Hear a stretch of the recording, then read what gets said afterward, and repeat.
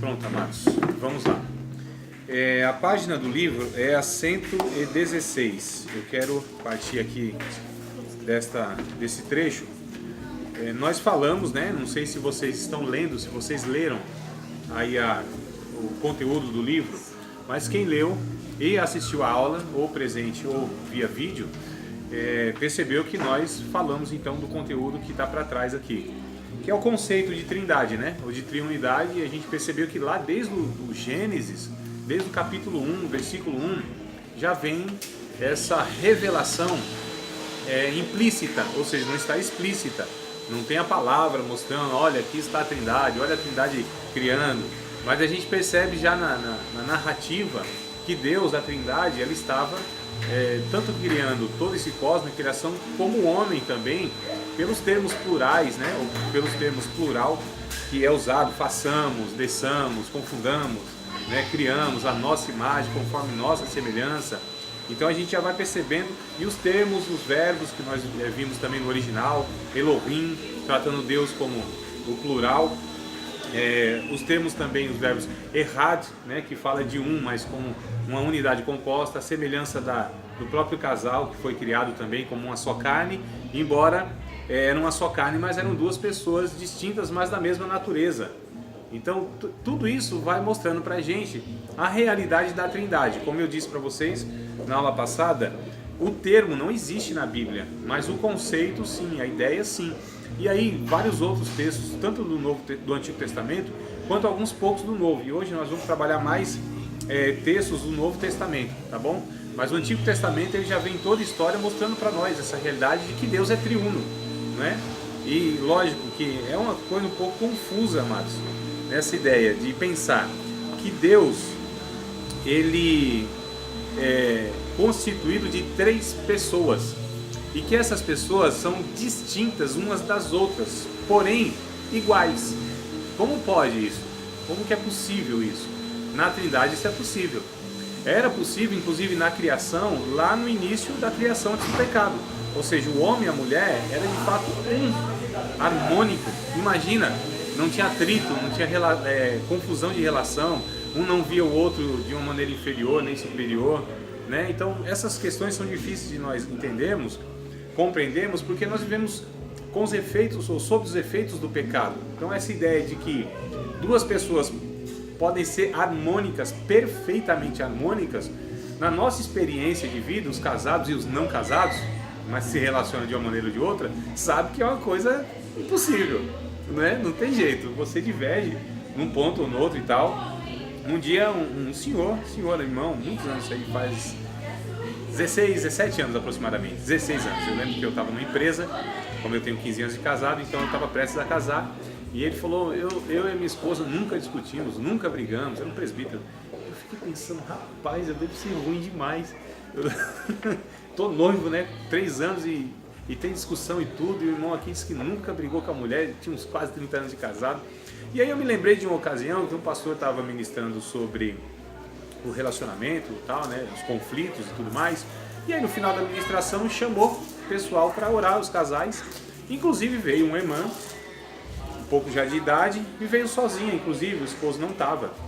Mas aí o pastor olhou assim, achou meio estranho, teu esposo, falou, não, tá em outra atividade e tudo mais, mas eu não quero nem pedir oração assim para essas questões de conflito, porque nós temos quase 30 anos de casado e nunca discutimos, nunca nós divergimos em nada. Aí o pastor disse, irmã, então fique à parte aqui, porque nós vamos orar pela irmã para Deus curá-la da amnésia, né? Então não é possível, ela não lembra, mas é claro que há conflito. Mas quando a gente vê a Trindade, que são 3 pessoas distintas, e aí são pessoas, o Espírito Santo inclusive é a pessoa, e a gente vai para o Novo Testamento trabalhar essa ideia então do Pai. Aliás, do Pai é bem tranquilo, é quase resolvido, né? Não tem dificuldade. A dificuldade é de aceitar Jesus como Deus. Eu estou falando de muitas religiões, nós não. E o Espírito Santo também como uma pessoa, que aí outras religiões, como a Testemunha de Jeová, por exemplo, Voz da Verdade, aquelas são unicistas, né? Ou seja, que não acreditam na Trindade, mas eles acreditam que Deus se manifesta ora no Pai, ora no Filho e ora no Espírito Santo. Então, eles não acreditam na triunidade, eles acreditam no modalismo. O modalismo justamente esse conceito surgiu lá no comecinho da igreja, onde eles entendiam que de modos diferentes, é por isso que é chamado de modalismo, modos diferentes Deus ia se revelando. Então, né, o Pai, o Filho e o Espírito Santo era a mesma pessoa, só que em manifestações diferentes. Deu para compreender a diferença de um de outro? E não é isso que a Bíblia ensina. A Bíblia ensina que o Pai é uma pessoa distinta, o Filho é uma pessoa distinta e o Espírito Santo é uma pessoa distinta. Mas e o que o Pai é, o Filho é, o Espírito Santo é, né? Então o Pai é uma pessoa? É uma pessoa. Por que uma pessoa é uma pessoa?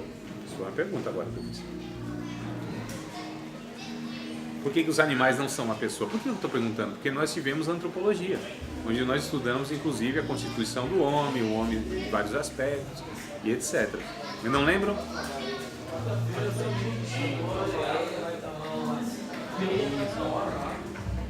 Tu está perguntando, Varão? Está afirmando? Sim, uma coisa seria... E os animais não têm sentimento, por exemplo. Alguns duvidam, né? Não, meu cachorrinho tem. Não tem.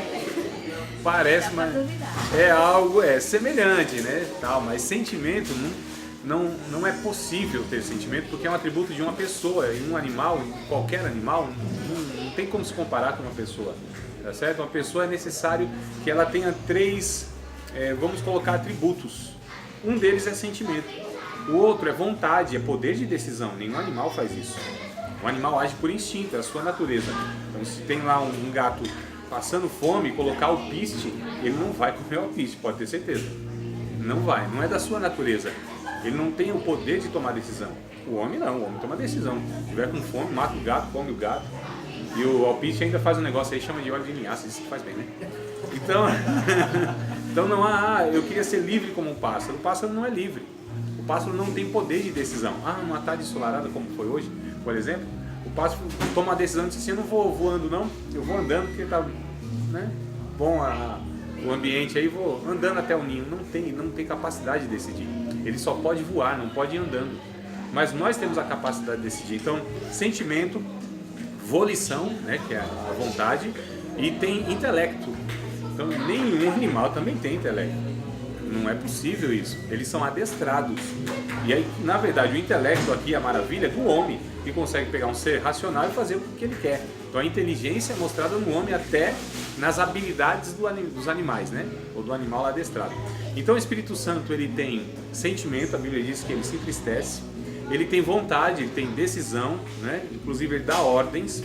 Lá, Atos capítulo 13, por exemplo, ele diz: apartai-me, Barnabé e Saulo para a hora que eu os tenho chamado. E ele tem intelecto, inteligência, né? Romanos 8 e 27, se não me falha a memória. O Espírito Santo sabe. 1 Coríntios capítulo 2 também, o Espírito Santo conhece. Então a gente percebe que o Espírito Santo, ele é uma pessoa também. Não tem corpo físico, como Jesus não tinha na eternidade. Ele assumiu um corpo físico, humano, e aqui Jesus, ele difere dos dois no sentido que ele encarnou, né? Então a encarnação de Jesus também é outra doutrina, que esses que não acreditam na Trindade também não acreditam na encarnação de Cristo, tá certo? Eles não conseguem conceber como que Deus poderia se limitar a um corpo humano, mas a Trindade fez isso, né? Uma das pessoas da Trindade, ele se sujeitou, se humilhou até a morte, e morte de cruz, diz a Bíblia. Se fez semelhante aos homens, foi obediente, se fez como um servo. E está falando a respeito de uma das pessoas da Trindade, que é Jesus, né? E aí em Jesus existe outro mistério, que é como um ser, o único ser, pode ser ao mesmo tempo 100% Deus e 100% homem. Então, vocês percebam que nós estamos lidando, amados, com Deus que vai para além da nossa capacidade de raciocínio, de conclusão.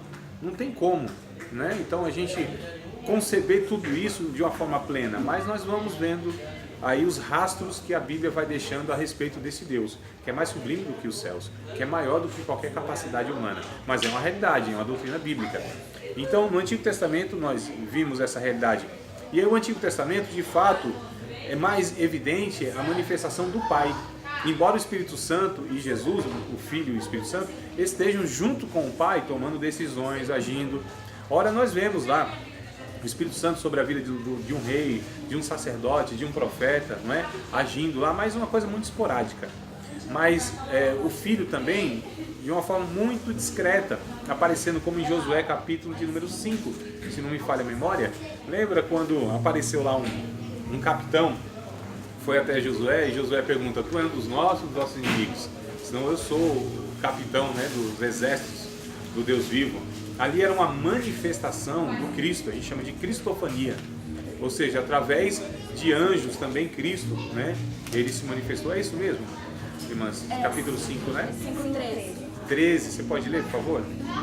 Quando Josué estava perto da cidade de Jericó, olhou para cima e viu um homem em pé diante dele, com uma espada na mão. Josué se aproximou e lhe perguntou: você é amigo ou inimigo? O homem respondeu: na verdade, cheguei agora e sou o comandante do exército do Senhor. Então Josué prostrou-se com o rosto no chão, em sinal de reverência, e disse: que ordens meu senhor tem para mim? O comandante do exército do Senhor respondeu: tire as sandálias, pois o lugar em que você está é santo. Algumas versões vai dizer que prostrou e adorou, não é? Então não se adora anjo, tá certo? E nenhum anjo de Deus deixaria ser adorado. Então não é anjo, não é também um outro ser humano, é a manifestação visível, né? Que aí é a teofania, ou a cristofania no caso, que é o Filho, se manifestando em forma humana, como Deus fez lá para Abraão, quando apareceu 3 varões diante de Abraão, vocês lembram? Quando 2 desceram para Sodoma e Gomorra e um ficou lá, esse que ficou era o próprio Deus, em manifestação humana. Olha que coisa interessante. Então Deus, ele vai deixando seus vestígios ao longo do Antigo Testamento para se apresentar no Novo Testamento, sim, como essa trindade, né? Como esse Deus aí escancarado nos 3 filhos. Entenda a palavra, porque agora se explicitou tudo. E aí para o judeu foi muito difícil, amados. A gente crucifica os judeus, né? A rejeitar o Cristo, mas Cristo estava dizendo que era Deus. E para eles só existia um Deus. Então imagina toda a história dos judeus dizendo: ó, um só Deus, ó, um único Deus. Olha, Yahvé é único, não existe outro Deus. Aí aparece um agora dizendo que é a segunda pessoa da Trindade, né? Olha que coisa, confusão na mente. Não é fácil para o judeu aceitar aquilo de pronto, porque na mente deles era uma confusão muito grande, né? Talvez mais do que a nossa, ou com certeza mais do que a nossa. Então, mas aí essa verdade foi sendo revelada. Atos dos Apóstolos, quando, deixa eu ver se é Pedro, né? Pedro, eu acho que é Pedro sim, no capítulo 2, no verso de número 38, eu acho muito interessante essa passagem, a respeito disso que a gente está falando, porque Pedro dá uma ordem aqui àqueles que queriam tomar decisão, né, por Cristo. Porque perguntaram no verso 37, ouvindo eles isto, né, ou seja, a mensagem de Pedro a respeito da crucificação de Jesus, do Jesus como Messias, ouvindo eles isto, compungiram-se em seus corações, ou em seu coração, e perguntaram a Pedro e os demais apóstolos: que faremos, varões irmãos? Disse-lhe Pedro: arrependei-vos, e cada um de vós seja batizado em nome de Jesus Cristo para perdão dos vossos pecados, e recebereis o dom do Espírito Santo. Por que que aqui Pedro ele não disse: olha, seja batizado em nome do Pai, do Filho e do Espírito Santo, que é a bênção em nome da Trindade, que é o batismo em nome da Trindade? Porque eles precisariam acreditar em Cristo como sendo o Messias e Deus, né? Eles já acreditavam no Pai, sabiam que Deus, era o Pai. E eles também tinham uma noção do Espírito de Deus. Em todo o Antigo Testamento, Isaías, por exemplo, o próprio Davi em Salmos, Êxodo lá também, Moisés. Então eles sabiam que havia o Espírito de Deus também. Não dessa forma revelada como no Novo Testamento, Jesus trazendo, né? Mas o Pai e o Espírito, até que estava tranquilo isso na teologia judaica. Mas o Filho como Deus não estava. Então é por isso que Pedro coloca aqui, ó, vocês precisam reconhecer Jesus. Capítulo 17 de João, Evangelho de João. Evangelho de João, capítulo 17, versículo de número 3. Olha só o que o Jesus ele vem dizendo aqui.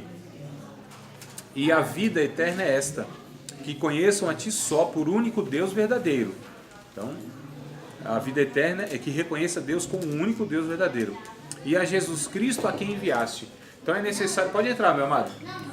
Ou minha amada, será que foi revelamento? Pelo toque é um varão. Olha aí, pode... Fique à vontade, entre aí, irmão. Assuma aí uma cadeira e... Boa noite. Boa noite, meu irmão. Pega aqui já, receba aí o livro. Amém. E fique à vontade. Então, amados, essa ideia de que o Pai era Deus, tranquilo. Mas agora, o texto aqui de Jesus, ele vem dizendo que é necessário que reconheçam Ele como sendo Deus e enviado de Deus. Então quem não aceita a Trindade está rejeitando, na verdade, os três. Quem não aceita Jesus como Deus está rejeitando o próprio Pai e o próprio Espírito Santo. O próprio Jesus diz isso: quem recebe a mim, recebe o Pai. Quem recebe o Pai, recebe a mim. Diga. Jesus, ele era sujeito a Deus por vontade ou porque Deus... Eu sei que o senhor falou isso, mas é porque ele se expressa de uma forma tão... estou cumprindo a vontade do Pai, como se ele fosse... O Pai me enviou. Isso. Faço a vontade do Pai, não a minha. Ele faz isso porque de fato Deus é mais soberano do que ele, ou para nos mostrar que é assim que nós devemos nos comportar? Porque ele estava numa condição humana. Então, na condição humana, ele se sujeita como filho. O Hebreus vai dizer que, como um filho, ele também aprendeu pela obediência ao Pai. Olha que coisa. Se ele estivesse ensinando a forma que eles deveriam se comportar. Isso, exato. Copiado, né? Exato, ele deu exemplo. Ele deu exemplo. E a Trindade, na verdade, assim, quando a gente estuda a Trindade, a gente percebe que a Trindade, eles servem-se um ao outro, ou eles servem um ao outro. Então, o que o Espírito Santo faz? A função do Espírito Santo? Glorificar a Cristo, que por sua vez glorifica ao Pai, né? Então, um serve ao outro. Aqui é um exemplo, irmão, nós estamos falando de Deus. Olha as características, o caráter de Deus. Que sendo Deus, primeiro que eles são uma família, pai, filho e mãe. Não é? É uma coisa meio estranha da gente... Para não estar chegando agora, fica à vontade aí, viu? Tá ouvindo os negócios meio de sopetão assim. É que a gente tem desenvolvido desde a semana passada uma ideia. Diga, meu. Só um negócio. Seria errado, guardando-se, obviamente, as proporções, comparar como nós que temos corpo, alma e espírito? Não, essa complexidade não. Eu disse para vocês... lógico, as proporções que... Sim, eu disse para vocês na aula passada que existe essa ideia de que somos um, mas somos mais do que um enquanto somos um. No sentido que, por exemplo, fica à vontade aí, tem lugares ali, aqui, escolha o lugar e fiquem à vontade. Tem ali, mais dois, isso. Feche tudo aí, coisa boa. Quem chegar, dá um mortal, pula. Então vamos voltar aqui na questão. Na aula passada eu disse que há essa ideia, essa noção de que enquanto nós somos um, ao mesmo tempo somos mais do que um, tanto no âmbito coletivo da humanidade, né? Porque o que é a humanidade? Lá em Gênesis, capítulo 1 e capítulo 2. O capítulo 3 a gente já viu que o negócio descambou. Aí partiu para as divisões, né? Os individualismos e tal. Mas até o capítulo 1, capítulo 2 e o capítulo 5, verso 1 e 2, vem retomando essa ideia de que Deus cria a humanidade. E a humanidade é chamada de Adão. E quem é Adão? É o casal. Adão é o macho e fêmea. Não há Eva no cenário primevo, né? Oi? Se você é espécie humana, Adão. Exatamente. Dependendo da versão, irmã, quando a gente lê lá no capítulo 5, verso 1 e 2 de Gênesis, ao invés de Deus criou Adão, vai estar a humanidade ou criou a pessoa, né? Então essa que é a ideia do original mesmo. Adão, o termo, a palavra, depois tomou a conotação de um nome, né? Um indivíduo, Adão. Mas a primeira expressão que aparece lá, Deus criou Adão, criou a humanidade. Então o termo Adão quer dizer humanidade. O Adam, né, que vem do Edom, quer dizer o barro, argila, né? Então aquele que é da terra, o terroso, o barroso, o vermelhinho, o corado. Essa é a ideia aí do Adão. Então é a humanidade. Então eles eram um. Não é isso que diz o capítulo 2 de Gênesis, verso 24, se não me falha a memória? E ambos serão uma só carne. Como que pode ser uma só carne? E o termo lá no hebraico é errad. Errad quer dizer essa unidade que é composta, que é o mesmo termo usado para Deus. Em Deuteronômio capítulo 6, verso 4. Ouve, pois, Israel, o Senhor teu Deus é o único Deus. Né? Vem aqui mesmo no lugar da bênção, que a gente está aplicando remédio. Todo, irmão. Só posso ficar agora? Não tem problema. Antes tarde do que nunca, tem um ditado que diz. Mas peraí, rapidinho. Está meio apertado, mas vai se acomodando. Amém. A gente interrompendo um pouquinho. Você já ouviu falar de um grupo de mulheres? Então, não sei se é uma seita ou de que é, se os irmãos também ouviram. Eles estão testemunhando, falando sobre Deus Mãe. Ah, sim, sim. Esse folder aqui que eles estão distribuindo. E eles estão torcendo literalmente, né? Ah, aquele filme lá, meu Deus do céu, isso que me fugiu da mente agora.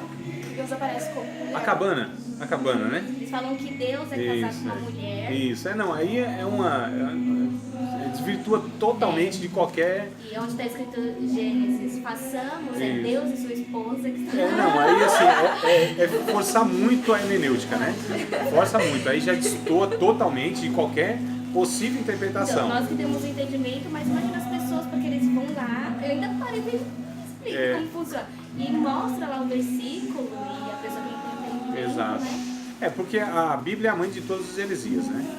Então, ou seja, são dos textos bíblicos que derivam pegam lá e distorcem mesmo, refere os princípios de hermenêutica.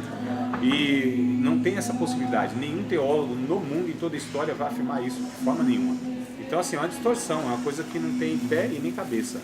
Mas é fato que Deus é uma família. Quando a gente diz que Deus, o Pai, vem o que na mente? Figura masculina, pai, filho, figura masculina, inclusive Jesus veio como macho, como figura masculina. Mas Deus não tem sexo, Deus é assexuado. Né? Os homens têm sexo. Deus criou os homens, os animais sim, macho e fêmea, inclusive, no sentido para reprodução. Mas Deus não. Toda a linguagem usada a respeito de Deus, ela é muito superficial, pobre e inadequada. Isso é um fato, irmãos. Isso é um fato. Não existe nenhuma expressão, nenhum verbete, nenhuma língua, nada neste mundo que pode ser comparado à imagem e semelhança de Deus, a não ser o próprio homem, na sua constituição. Aí sim, né? É o que se aproxima de Deus. Então, na verdade, não é nem linguagem. Quando a gente pega os textos bíblicos e trabalha a teologia, o termo teologia, para mim, ele é um termo inadequado. Teologia, estudo de Deus. Deus não se estuda. Não tem como. Nós estudamos aquilo que Deus decidiu se revelar nas Escrituras e na natureza. Aí sim. Mas estudar Deus é inestudado. Ele é inestudável, obrigado. Ele é uma incógnita. Tá certo? Existe inclusive o termo, a incognicidade de Deus. Deus não pode, amado, jamais ser sondado na sua profundeza. Deus habita na luz inacessível. Deus não cabe na mente humana.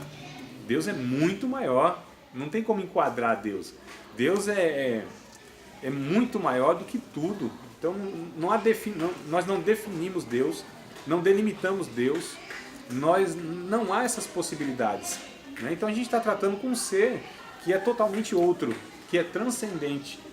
É totalmente outro. O que nós temos para comparar somos nós e tudo. Quando o livro de Apocalipse é escrito, as expressões a gente chama de símile, né, que é o que João tentou fazer para explicar o que ele estava vendo. Como. Jamais a exatidão das coisas. Aquilo que nós temos de mais próximo de Deus é o Cristo, é Jesus. No sentido físico, estético, jamais. Não é isso. Mas no sentido ético, moral. Nesse sentido, né, dos atributos, das virtudes, aí sim. Quando Jesus diz assim, quem vê a mim vê o Pai, porque a misericórdia, a compaixão, a abnegação, o serviço, todas essas bondade, a benignidade, tudo isso são atributos de Deus que em Jesus se manifestou de uma forma plena na humanidade. Então a gente tem uma aproximação em Jesus. Jesus é a face de Deus, é a cara de Deus, né? É o rosto de Deus. Jesus é aquele que se aproximou muito mais do que qualquer outro ser humano. Mas assim, Deus de fato é exatamente como Jesus? Não. Na aparência, não. Primeiro que ele é espírito. Espírito não tem essa aparência, né? Estou falando a respeito de Deus. Nós é outra história, tá certo? Então é muito difícil às vezes a gente fazer essas comparações e pegar na memória, na mente, porque as nossas experiências dizem respeito a essa existência, a essa terra. Diga, mano. Pastor, duas perguntas. Esses dias uma pessoa me disse que quem se relacionava com Adão no jardim era Jesus. E depois eu li também que Deus não ia no jardim, a voz dele que falava com Adão. Aí a primeira dúvida é sobre o jardim, se era Deus, Jesus, como que era o negócio. A Trindade sempre será a Trindade. E a segunda é quando Moisés, ele vê Deus ou vê Jesus? Nenhum nem outro, ele vê a Trindade. Os três? Deixa eu só? tentar, veja bem, então. Quando, por exemplo, a gente separei alguns textos bíblicos aqui para a gente discorrer sobre esse assunto mesmo. Quem vê um, vê o outro. A pergunta assim no céu, quem que a gente vai ver? nós vamos ver a Trindade. Assim, juntinho. É muito, olha só, o termo que nós usamos na aula passada, pericorese, os que não estavam, não sei se assistiram, pericorese, que é essa chamada dança divina. A ideia do termo pericorese é uma espécie de um balé divino, né? Poeticamente falando, onde eles estão dançando, ou seja, o estado é de festa, é de perfeição. Deus não estava solitário, Deus tinha um relacionamento, Deus amava, né? Porque é preciso ter outra pessoa para amar. Deus não criou o ser humano para amar, Deus é perfeito, Ele é amor. Então ele estava muito bem obrigado, ele era completo, pleno, não precisava de nada, nem de ninguém, nem vivia muito menos uma solidão. Então Deus é uma relação. O Evangelho é uma proposta de reconciliação com essa relação que foi quebrada no Éden. E aí Jesus vem e reconcilia isso. O Espírito Santo efetiva isso.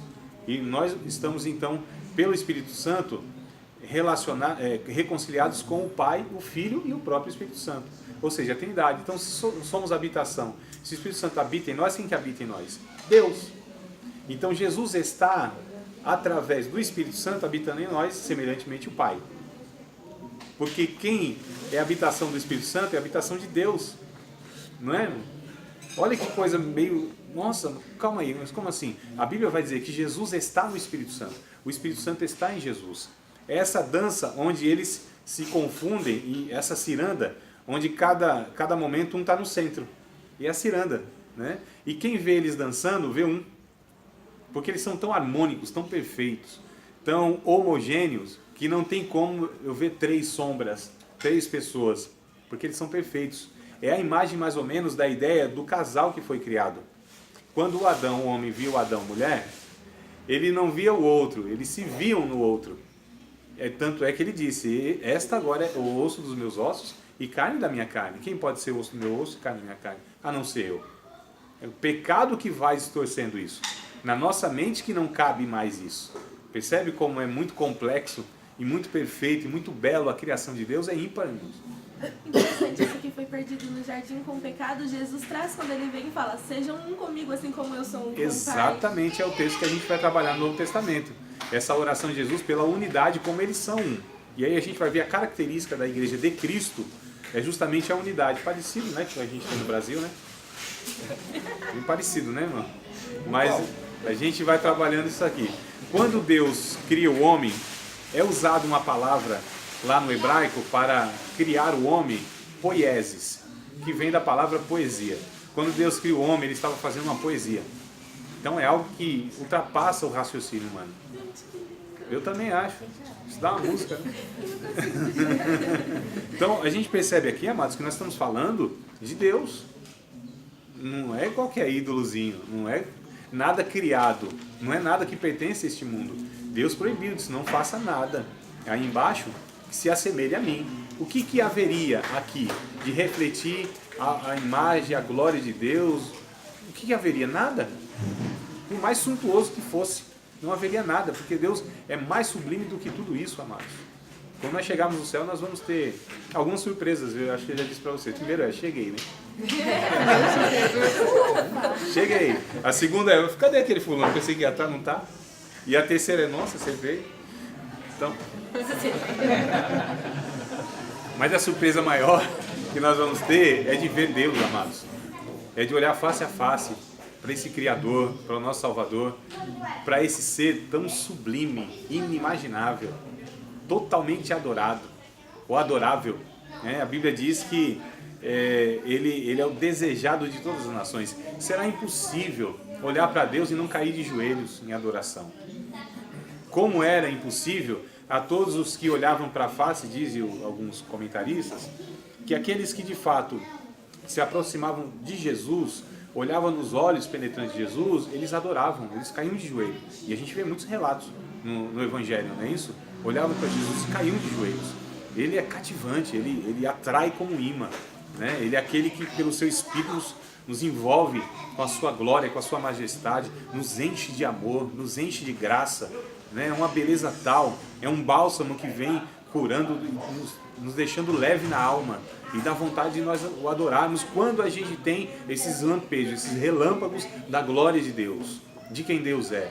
Quando o Espírito Santo comunica isso na nossa vida, só nos resta fazer uma coisa: louvado seja o teu nome, glória seja dada a ti, aleluia. Né? Então é nesse sentido que a gente vai vendo quem é Deus, amados. A Trindade é um negócio assim sublime, dá vontade até de dizer glória a Deus. Não é? Então vamos ler aqui na página 116, a Trindade no Novo Testamento. Bom, 2 aos Coríntios, capítulo 5, versículo de número 19. Segunda carta aos Coríntios, capítulo 5, versículo de número 19. Segunda carta, tá? Não é a primeira. Segunda, 5 e 19. Olha que coisa interessante. Aliás, desde o 18 para que a gente entenda, né? E tudo isso provém de Deus, ou seja, reconciliação, né? Salvação. Que nos reconciliou, segundo aos Coríntios 5, 18 e 19. E tudo isso provém de Deus, que nos reconciliou consigo mesmo por Jesus Cristo e nos deu o ministério da reconciliação. Olha só, Deus é um relacionamento. Isto é, Deus estava em Cristo reconciliando consigo o mundo, não lhes imputando seus pecados e pôs em nós a palavra da reconciliação. Deus estava em Cristo.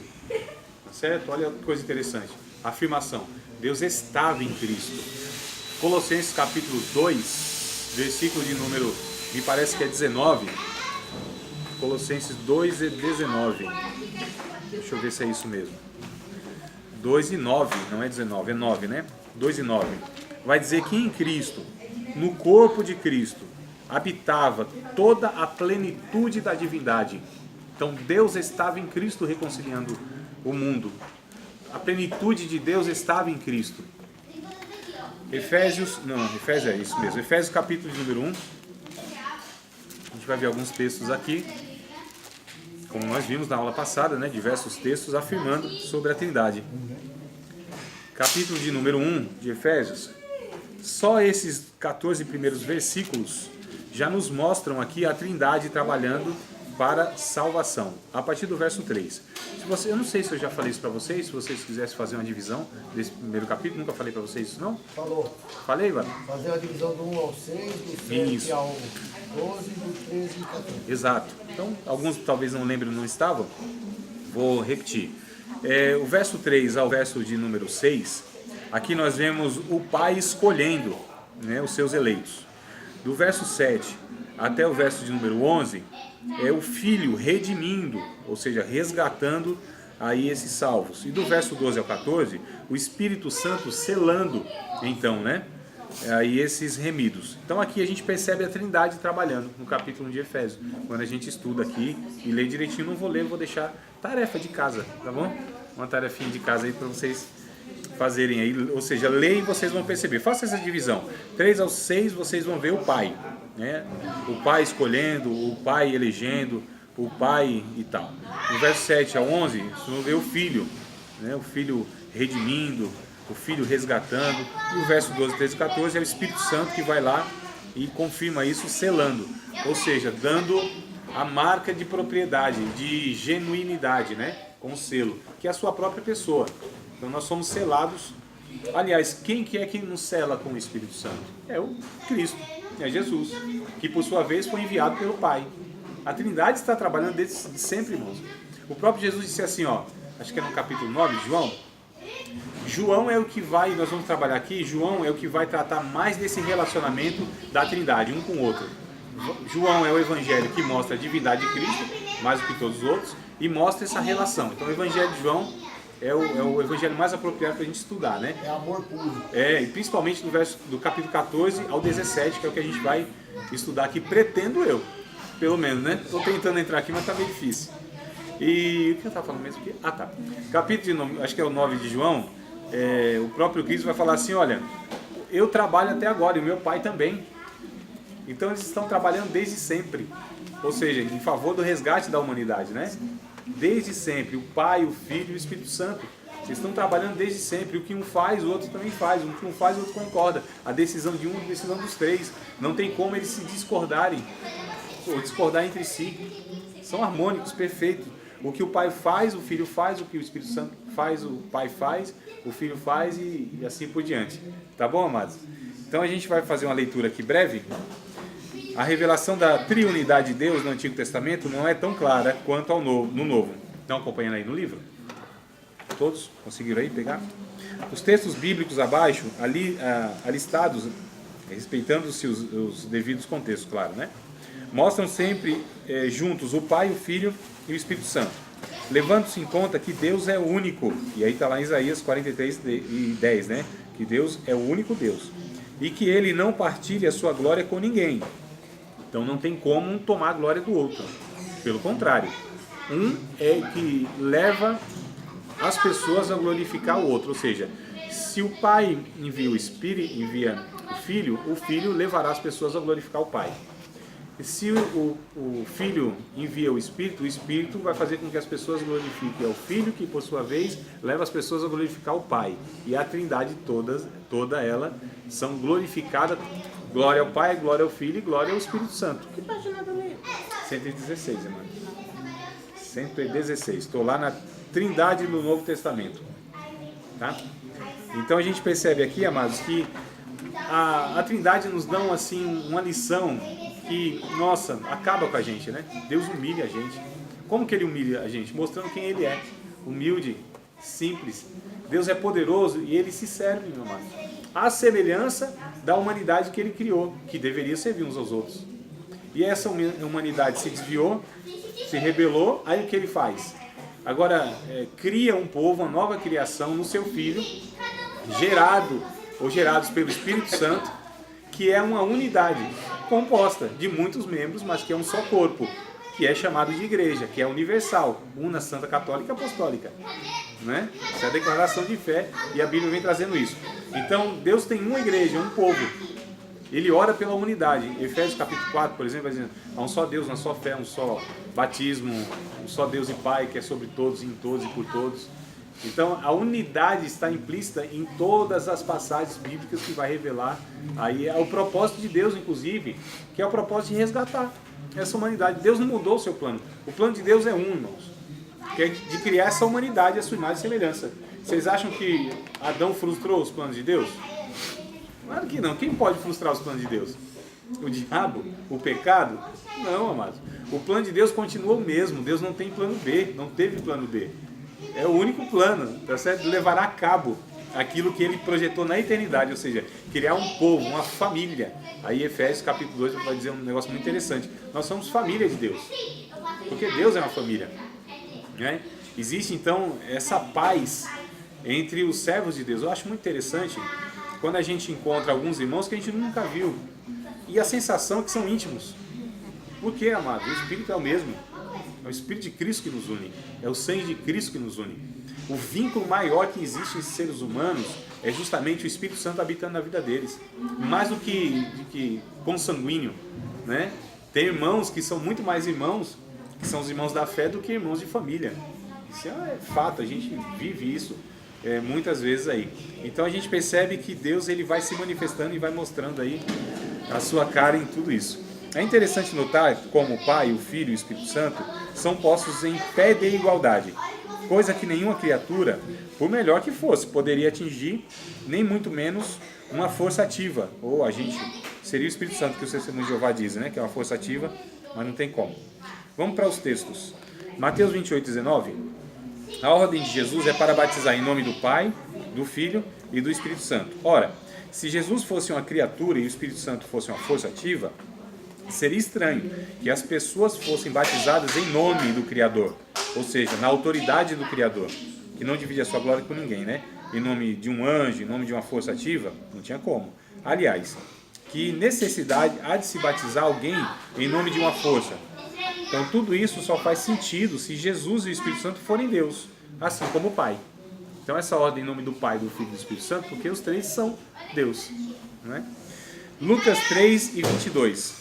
No batismo do Filho, lá estão o Espírito Santo e o Pai, como sempre, inseparáveis. Essa é uma das razões pelas quais o batismo cristão deve ser ministrado em nome das três pessoas. Então, quando Jesus sai da água, que ele é batizado por João o Batista, o que acontece? Vem uma voz do céu, do Pai, dizendo: esse é meu Filho amado, em quem eu tenho prazer, e foi visto por João como um sinal de que aquele era o Messias, o Espírito Santo repousar sobre a vida dele, né? Olha que coisa interessante. Então a gente vê a trindade aqui. Não tem como ser uma pessoa. É nítido. O Filho é um, a voz do Pai e a pessoa do Espírito Santo. Né? Essa fusão aí na revelação histórica. João 14:26. Jesus fala do Espírito Santo que será enviado pelo Pai em seu próprio nome, isto é, de Cristo, né? O Espírito de Cristo, inclusive, é chamado. Vamos ver o texto do capítulo 14, amados, verso 20. Depois vocês estudem, assim, os que se interessarem mesmo, tá? Capítulo 14, 15, 16 e 17 de João. Vai falar desde o capítulo 14 sobre o Espírito Santo ser enviado pelo Pai. O capítulo 14 ao 17. 14, 15, 16 e 17. Capítulo 14, Jesus enviando o Espírito Santo, né, que o mundo não conhecia, mas conheceria, mas nós o conheceríamos, porque ele habitava em nós, ou habita em nós. O Espírito Santo que seria outro consolador. A palavra outro lá, na língua grega, diz respeito outro de uma mesma natureza, que a palavra é allos, né? Não é héteros. Se fosse hétero, seria outro de outra natureza. Mas allos quer dizer da mesma natureza. Eu enviarei outro, ou seja, allos consolador, allos paracleto. Então é outro da mesma natureza, ou seja, o Espírito Santo, que é o Espírito de Cristo. E quem tem o Espírito de Cristo é de Cristo. E o Espírito de Cristo é que faz a gente glorificar a Cristo, porque ninguém pode dizer que Jesus é o Senhor a não ser pelo Espírito. Né? Então olha como a Bíblia é harmônica em tudo, amados. Lembrando que quem escreveu tudo isso, muitas vezes, eles não combinaram, aliás, nunca combinaram, mas eles estavam escrevendo, inclusive, gerados ou inspirados pelo Espírito Santo. Então a Bíblia é harmônica, doutrinariamente falando, em outros aspectos também. Então o capítulo 14 vai falar do Espírito Santo sendo enviado por Jesus. O capítulo 15 vai falar que Jesus, na metáfora da videira, né? E quem está nele, em Jesus, esse também está no Pai, porque o Pai está em Jesus. E quem está em Jesus dá fruto, ou seja, reproduz a natureza de Cristo, não é realizações, tá? Então fruto não entenda como feitos, realizações. Dá fruto, né? Ganhei muitas almas, estou dando fruto. Oro muito, estou dando muito fruto. Vou muito à igreja, estou dando muito fruto. Não tem nada a ver. Lá o fruto é resultado de uma natureza. Então a videira vai produzir o quê? Uva? Uva? Não. Sim, videira, uva, não é? Sim, a videira. Vai produzir uva. Então o que é a uva? É o fruto da natureza da videira. Não pode azeitona, por exemplo, pitomba, jambo, pinha, mangaba, não pode. Embora essas frutas sejam boas, mas a videira só poderia produzir e assim por diante. A árvore produz seu fruto, ou seja, que é produto, resultado da sua natureza. Então no capítulo 15 mostra que aqueles que estão em Cristo reproduzem a natureza da Trindade pelo Espírito Santo, não é, amados? Capítulo 16 vai falar que o Espírito Santo é quem convence os homens do juízo, do pecado e da justiça. Capítulo 17, então, Jesus ele fecha, né, esse relato nos 3 capítulos, orando ao Pai, para que nós, a igreja, possamos ser como eles são. Como assim? Como um está no outro, que a gente possa ter essa penetração de harmonia, amados, onde possamos ser um corpo, um povo, uma família, que não haja em nós divisão, facção, né? Que não haja em nós essas divergências que a gente vê que é característica da igreja brasileira e às vezes até mundial também em alguma escala, mas que é o contrário daquilo que Cristo diz que deveria ser. Então, na verdade, quando nós expressamos essas divisões, nós estamos expressando o anti-espírito de Cristo. Olha como é grave, amados, né? Porque Jesus disse assim: eles serão conhecidos por ser como nós somos, ou seja, unidade. Então, quando a gente mostra essas divisões, a gente está revelando o outro lado, né? Que é o lado satânico, que é da divisão, que é da individualidade, que é da pessoa que só o egoísmo é o que impera, na verdade, hoje, né? Tem aí a ideia da hipermodernidade. Aí alguém, aliás, muitos estudiosos da área da sociologia, e eu sou um deles, aliás, a minha formação, né, sociólogo, a gente vai traçar a humanidade onde o centro Ora é a igreja, ora é o cosmo, ora é a ciência, e hoje não tem mais centro, ou seja, não existe mais absoluto, não tem referência, tudo é relativo. É o que está na mente da humanidade hoje. Não existe mais verdade, é a tua verdade contra a minha verdade. É cada um por si, Deus por ninguém, né? Não é por todos assim, não. E aí o que acontece? Mas já quem fale da hipermodernidade, o que caracteriza a hipermodernidade? A estética e o individualismo. É a característica dessa sociedade hoje, corrompida. Estética, né? Ou seja, a aparência é levado ao extremo, e o individualismo é o que caracteriza a humanidade hoje. Eu estou falando de todo mundo, independente de cultura. Então, isso que caracteriza o individualismo é justamente aquilo que Paulo disse em 2 Timóteo capítulo 3. Lembra do texto? Não lembro, vamos lembrar. Que nos últimos dias haveriam tempos trabalhosos, homens amantes de si mesmo. Olha que coisa terrível. Homens amantes de si mesmo, irreconciliáveis, sem afeição natural. 2 Timóteo capítulo 3, verso 1, 2 ou é só 1? É isso mesmo? Deixa eu ir, irmão Sullivan. Pode ler, meu amado. Lembre-se disto, nos últimos dias haverá tempos difíceis, pois muitos serão egoístas, avarentos, orgulhosos, vaidosos, xingadores, ingratos, desobedientes aos seus pais e não terão respeito pela religião. Não terão amor pelos outros e serão duros, caluniadores, incapazes de se controlarem, violentos e inimigos do bem. Serão traidores, atrevidos e cheios de orgulho. Amarão mais os prazeres do que a Deus. Desculpa, acabou? Não. Parecerão ser seguidores da nossa religião, mas com as suas ações negarão o verdadeiro poder dela. Sim. Fique longe dessa gente. Alguns deles entram nas casas e conseguem dominar mulheres fracas. Ah, você já está indo nos outros versículos aí, né? Sim. É só até o 4. Olha só, amados, qualquer semelhança é mera coincidência com a nossa sociedade, né? 2000 anos atrás foi escrito isso aí, irmão. Olha as características que a gente vê hoje, é assustador. E é exatamente isso aí, né? São as características que nós vemos nas sociedades. E, infelizmente, muitas vezes nós enxergamos isso dentro de comunidades que se dizem que salvos, crentes e tal. E um movimento que professa um Deus, mas que Deus? A Trindade? Parece que não. Cristo? Parece que não. Que espírito é esse que eles têm, que não converge? Que espírito é esse que não ajunta? Que espírito é esse que não faz com que todos professem o mesmo Deus e vivam em unidade? Que característica é essa que estão mostrando, irmão, que achando que estão glorificando a Deus, a não ser a unidade? João capítulo de número 13, verso de número 35, o próprio Jesus disse que, olha, vocês serão conhecidos nisto. O que nós seríamos conhecidos? Se nós amássemos uns aos outros. Não é amassar uns aos outros. Não é amassemos uns aos outros. Amássemos uns aos outros. Ou seja, o amor é a característica daquele que se parece com a Trindade. Porque a Trindade é amor. A Trindade é relação.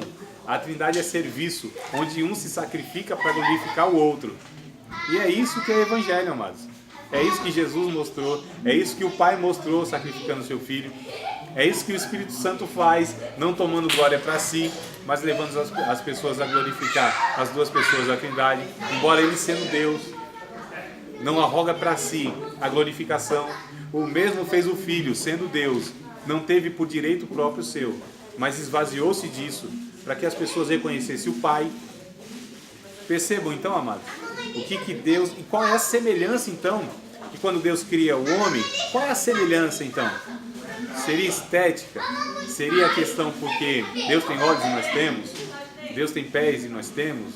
Não, amado, é porque nós somos uma unidade composta, uma raça que é chamada de raça humana, humanidade, que deveríamos sacrificar uns pelos outros. Isso é expresso na conjugalidade. A palavra, o mesmo jugo, conjugalidade. É a mesma ideia que Paulo vai dizer em Efésios capítulo 5, que o marido deve se sacrificar pela esposa, assim como Cristo fez pela igreja, um dando a vida para o outro. E a mulher, por sua vez, por ter esse amor do marido, ela se sujeita voluntariamente e reconhece com gratidão essa liderança do marido. Ó, que coisa boa! Bem parecido com a gente, né? Que é casado. Igualzinho. Sem pôr nem tirar. Melhor não falar, senão vamos mudar de sala. Senão vai dar briga, né?